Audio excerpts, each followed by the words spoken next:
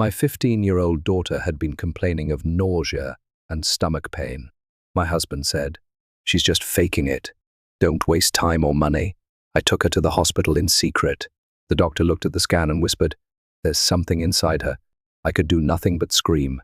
The Thompson family's two-story house in a beautiful suburban neighborhood of Richmond symbolized a perfect family from the outside, with its red brick exterior, white window frames, well-maintained lawn, and colorful flower beds.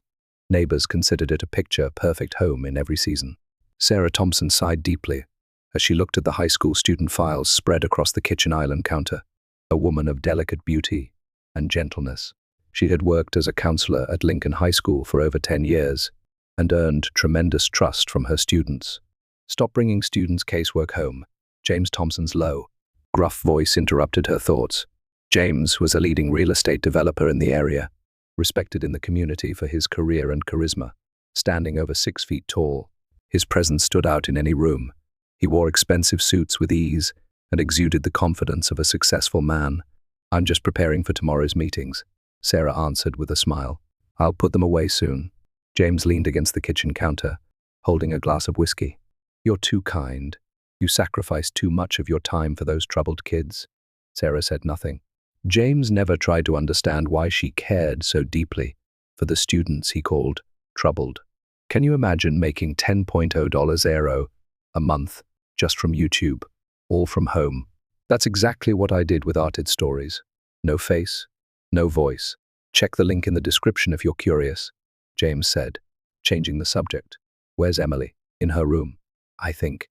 "She's doing homework," Sarah replied. James frowned. "Shut away again. She's been acting strange lately." "Go check her room." Sarah frowned. "She might be busy right now, and she's a 15-year-old girl. She needs privacy too." "There's no privacy in this house." James's voice was cold, leaving no room for discussion. "Go check on her." Sarah nodded silently, putting away her papers and choosing to obey to avoid an argument with her husband. She had long believed that maintaining peace in the home was her responsibility. Emily's door was closed. Sarah knocked gently. "Emily, may I come in?" When there was no response, she opened the door quietly. In the dimly lit room, Emily was lying on her bed, wearing a plain, simple t-shirt and sweatpants. She was looking at her smartphone, but immediately darkened the screen when her mother entered. "Are you okay?" Sarah asked worriedly. Instead of answering, Emily curled up. Her long brown hair covered her face, hiding her expression. "My stomach hurts," she said. Sarah sat on the edge of her daughter's bed. "Again, that's the third day. Do you have a fever?" She reached out to touch Emily's forehead, but her daughter pulled away. "No fever. I just don't feel well." Emily replied, "What about food? Do you want to eat something? I could heat up some soup." Sarah offered. Emily shook her head slightly. "Not hungry." Sarah looked around the room. The walls, once decorated with bright colors and photos of friends, were now bare. Her once cheerful and outgoing daughter had changed into someone else entirely in recent months. Her grades had dropped. She no longer spent time with friends, and she stayed shut in her room at home. "How was your English test last week?" Sarah asked. "Got a C," Emily answered vaguely. "A C? You always got A's in English. What happened?" "Don't know, just couldn't concentrate." Sarah felt Emily's body tense as James's footsteps echoed in the hallway. He stood in the doorway with his arms crossed, saying, "She's sick again." Irritation seeped into his voice. Sarah looked up at James. "Her stomach hurts. It's been going on for days now. Teenage make-believe." James said callously, "She just wants attention. Don't use illness as an excuse for your falling grades." "James, she really?" Sarah began. "Enough." He cut off his wife's words. "Don't coddle her. When I was her age, I didn't miss school, even when I had a fever. Teach her toughness." Emily remained silent, facing the wall. Sarah placed her hand on her daughter's shoulder, but Emily didn't move. "You're going to school tomorrow." "Understood," James commanded. Emily just nodded slightly. After James left the room, Sarah gently stroked her daughter's hair. "If you're really worried, I can take you to the doctor. Dad won't allow it." Emily's voice trembled. Sarah searched for words. "We could go secretly." Emily finally looked at her mother. Her eyes were empty, their former sparkle gone. It's okay. It's just a stomachache. Deep down, Sarah felt this wasn't just a stomachache. It was something in her daughter's eyes, an unspeakable sadness and fear, but she couldn't see the cause. "You can tell me anything," Sarah whispered. "There's nothing to tell." Emily turned away. "Leave me alone." Sarah left the room with heavy steps. Downstairs, James had turned on the television and started watching the news. He had entered Emily's life 5 years ago, when she was only 10, after Sarah's former husband, Michael, died in a car accident. James offered them stability and protection. 2 years later, he formally adopted Emily, becoming her legal father. The relationship had been good at the beginning, but something began to change. It started with small changes: Emily's rebellious attitude, James's increasing strictness.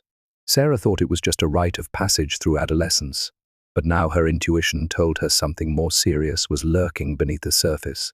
When she entered the living room, James gave her a cold look.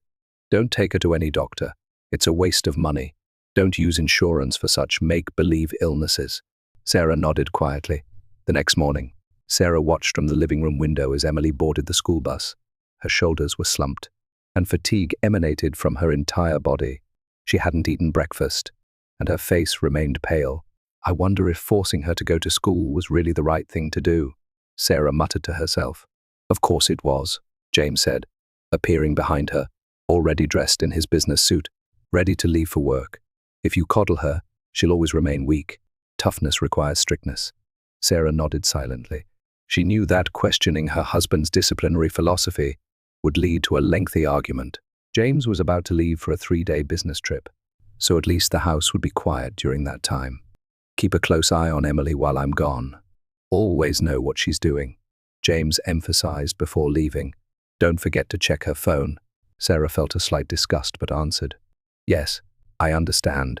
She had always felt uncomfortable with James interfering with Emily's privacy, but she had partly gone along with it under the pretext of parental responsibility. After James left, Sarah headed to her workplace, Lincoln High School. Waiting for her in the counseling office was her colleague and close friend, Laura Bennett. "Sarah, you look terrible," Laura said worriedly. "Another all-nighter with casework." Sarah managed a tired smile. "No, I'm worried about Emily. They moved to the back of the office where other staff couldn't hear them."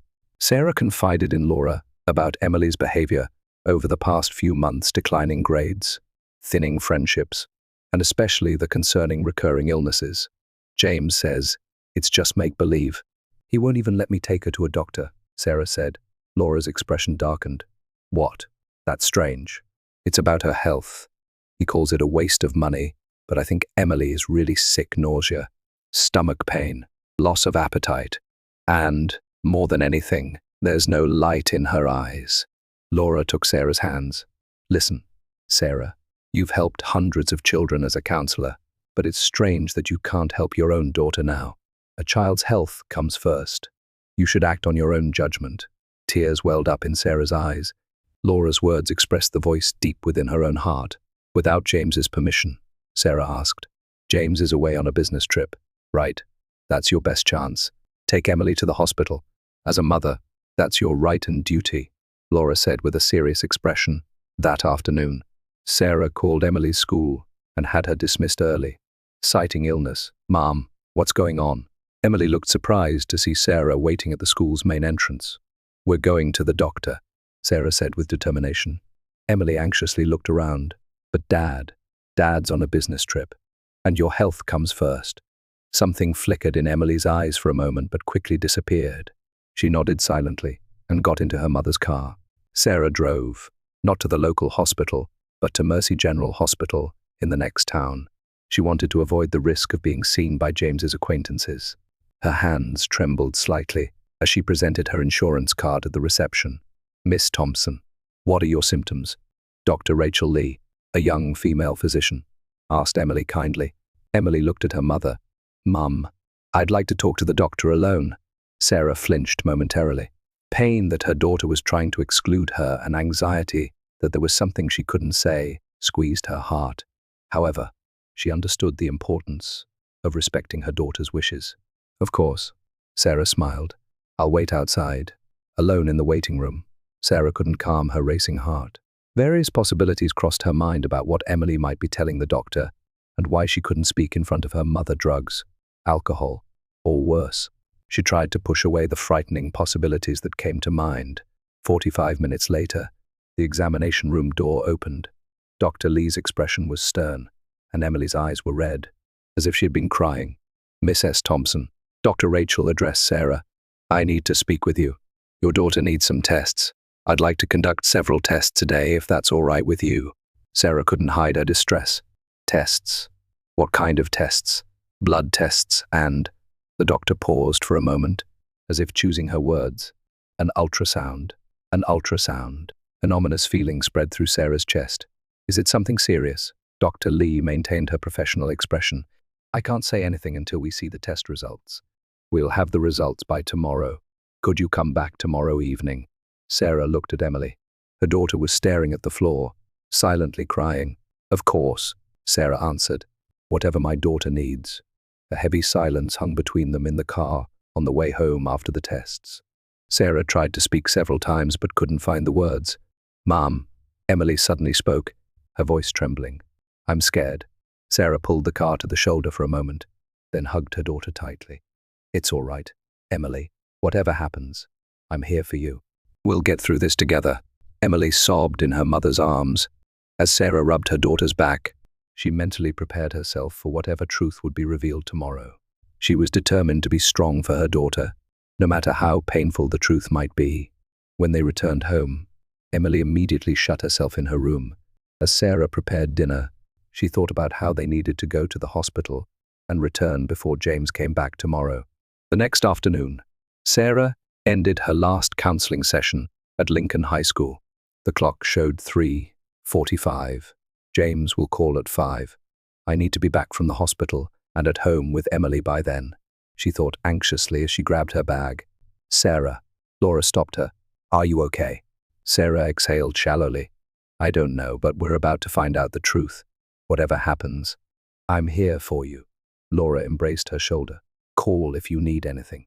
I'll come right away. Sarah nodded gratefully, then hurried to the parking lot. At the school's main entrance, she saw Emily already waiting. She looked even paler than yesterday. Her shoulders slumped. Once in the car, Emily stared silently out the window. Sarah wanted to say something but couldn't find the right words. Instead, she quietly started the car. When they arrived at the Mercy General Hospital parking lot, Sarah could hear Emily's breathing grow ragged. She parked the car and turned off the engine, but neither of them moved to get out. Emily. Sarah turned quietly toward her daughter. I don't know what's happening, but I promise you one thing. No matter what, I love you, and I'll protect you. We'll get through this together. Tears welled up in Emily's eyes. She opened her mouth to say something, but no words came out. Instead, she just nodded slightly. Inside, the hospital was bright white, with a smell of disinfectant in the air. After checking in, they were escorted to Dr. Rachel Lee's office. The doctor stood up with a serious expression when she saw them. Miss S. Thompson, Miss Thompson, please sit down. She indicated chairs on the other side of her desk. A strange tension hung in the examination room. Dr. Lee stared at her computer screen in silence for a few seconds. Then, after taking a deep breath, she turned to Emily and Sarah. The test results are in, Dr. Lee said quietly. Her voice had the typical calmness of a physician, but clear concern showed in her eyes. After looking at Emily's blood tests and ultrasound results together, she hesitated for a moment. In your stomach, Sarah's heart began to race. Time seemed to stop. Emily is pregnant, about 12 weeks along. The sound of blood rushing roared in Sarah's ears. A cry escaped her lips, seeming to come from so far away, she barely recognized it herself. No, that's… She couldn't find words. Emily covered her face with both hands, bent forward, and broke down crying. Sarah automatically put her arms around her daughter, but she herself was trembling. I understand how you feel, Dr. Lee said quietly. This is an extremely difficult situation. Emily is only 15. In Sarah's mind, countless questions whirled: how, when, and the most terrifying question, who? Sarah forced out from the back of her throat. Who did this to you? Emily couldn't answer, just kept crying. Dr. Lee stood up and said quietly, let's talk in another room. A nurse will stay with Emily. Sarah nodded vaguely, though she didn't want to leave Emily. She understood the need to calm down. A nurse entered the examination room and gently placed her hand on Emily's shoulder. Sarah stood up weakly and followed Dr. Lee. Entering a small consultation room, the doctor closed the door and faced Sarah. "First, take a deep breath," she said quietly. Sarah did as told, inhaling a shaky breath. "In situations like this, there are various options," Dr. Lee continued. "There's still time, but whatever choice you make, Emily's mental care takes priority." Sarah finally found her voice. "I don't understand. She hardly goes out. She didn't have a boyfriend. Just back and forth between school and home." "Mrs. Thompson," Dr. Lee's voice softened. "In my conversation with Emily, a very concerning situation has come to light. I've called in a social worker. She needs to talk with Emily in more detail." Sarah's blood ran cold. A social worker? Why? Emily's situation. The doctor seemed to be choosing her words. May involve legal issues. Legal. Sarah repeated the word, and suddenly, a horrifying possibility arose in her mind. Was Emily raped? Her voice trembled. Dr. Lee didn't answer directly. "Social worker Karen Davis has arrived. After she speaks with Emily, we'll talk, the three of us." Sarah was left in the consultation room with trembling legs. 10 minutes felt like an hour. In her mind, various terrifying possibilities appeared and disappeared. Thinking about the fear and loneliness Emily might have experienced was heartbreaking. The door was knocked on, and a woman entered. She introduced herself with a calm expression. "Mrs. Thompson, I'm Karen Davis. I'm a social worker with Child Protective Services." "Emily?" Sarah asked with a trembling voice. "She's with Dr. Lee. She's safe." Karen encouraged her to sit down. "Mrs. Thompson, what I'm about to tell you is very difficult. You'll need your strength." Sarah nodded firmly. "I spoke with Emily. At first, she didn't want to talk, but I explained that we needed to know the truth for her safety and to provide appropriate support." Karen said quietly. "Emily says she has been sexually abused for about a year." "For a year?" Sarah's expression showed disbelief. "By whom? A teacher? A coach?" Karen exhaled deeply. "Your husband, James Thompson." Sarah's world collapsed. She shook her head violently. "No, that's a lie. James is her father. He even adopted her. He wouldn't do such a thing." "Mrs. Thompson," Karen said quietly but firmly, "in our experience, it's very rare for children to lie about such serious allegations, especially when they can provide detailed explanations." "But," Sarah's voice was hoarse, "why didn't Emily tell me?" "Emily did tell us she was afraid of hurting you. She said James threatened that if she spoke, it would hurt her mother, and that no one would believe her." Karen's voice was gentle. Furthermore, she herself didn't want to break the family. Intense pain shot through Sarah's chest. Guilt for failing to protect her daughter and anger toward her husband overwhelmed her. Her body was shaking uncontrollably. "We need to report this to the police now," Karen said. "Ensuring Emily's safety is the top priority. James is on a business trip. He's coming back tomorrow." Sarah answered mechanically. "That's good," Karen said. "You and Emily need to move to a safe place. Do you have relatives or trusted friends you could stay with?" Laura's face appeared in Sarah's mind. "Yes, I do." "Excellent." Karen smiled gently. "A police officer will record statements from you and Emily. After that, you'll move to a safe location. Meanwhile, an arrest warrant for James will be issued." Though Sarah's mind was in chaos, one thing was clear. She had to protect Emily now. Knowing her husband's true nature, all her maternal instincts had awakened to protect her daughter. "Let me see Emily." She stood up. Karen opened the door and escorted Sarah to Dr. Lee's examination room. Emily sat in a chair, her eyes red and swollen. When Sarah entered, Emily shrank back fearfully. "Emily," Sarah said with a trembling voice. "I'm sorry Mum couldn't protect you." Tears welled up in Emily's eyes again. "I wanted to tell you, but I was scared." Sarah rushed over and hugged her daughter tightly. They cried in each other's arms for a long time. No words were necessary. That embrace contained all their love, apologies, and understanding. "It's going to be okay now," Sarah whispered as she stroked her daughter's hair. "I won't let anyone hurt you anymore. Mum will definitely protect you." Sarah woke up in the guest room of Laura's house. For a moment, she didn't know where she was, but seeing Emily sleeping beside her, she remembered yesterday's events were real. She quietly got up and looked around the room. where morning sunlight streamed through the window. The hours at the police station had been like a nightmare. Emily's testimony was recorded, and Sarah herself kept answering questions about the details of life with James, changes in Emily's behavior, and the signs she had missed or refused to notice. I should have seen it, Sarah whispered to herself. Why didn't I notice?